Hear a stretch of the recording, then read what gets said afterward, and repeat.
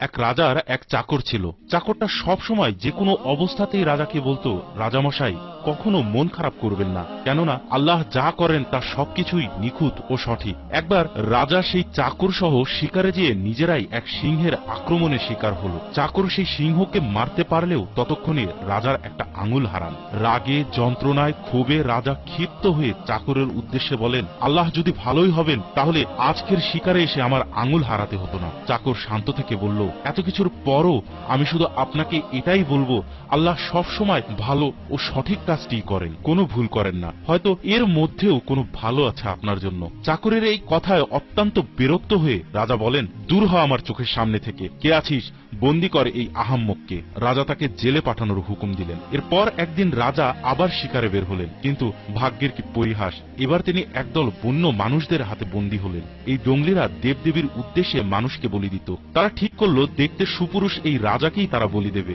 রাজাকে বলি দিতে গিয়ে তারা দেখলো যে রাজার একটি আঙুল নেই। তারা এমন বিকলাঙ্গ কাউকে দেবতার উদ্দেশ্যে উৎসর্গ করতে রাজি হলো না, তাই তারা রাজাকে ছেড়ে দিল। প্রাসাদে ফিরে এসে তিনি সেই পুরানো চাকরকে মুক্তি দেওয়ার হুকুম দিলেন। বললেন, কোথায় কোথায় আমার সেই ভৃত্য, নিয়ে আসো ওকে আমার সামনে, আমার কিছু প্রশ্ন করার আছে। চাকরকে এনে বললেন, আল্লাহ আসলেই ভালো, আমি আজ তার প্রমাণ পেয়েছি।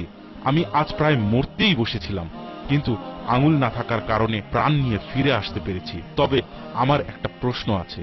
আল্লাহ ভালো এটা তো বুঝলাম, কিন্তু তাহলে তিনি আমাকে দিয়ে তোমাকে জেলে কেন পুরালেন? চাকর বলল, রাজামশাই, আমি যদি আজ আপনার সাথে থাকতাম তাহলে আপনার বদলে আজ আমি কোরবানি হয়ে যেতাম। আপনার আঙুল ছিল না ঠিকই, কিন্তু আমার তো ছিল। কাজেই আল্লাহ যা করেন সেটাই সঠিক, তিনি কখনো ভুল করেন না। এই গল্প থেকে আমরা কি শিক্ষা পাই?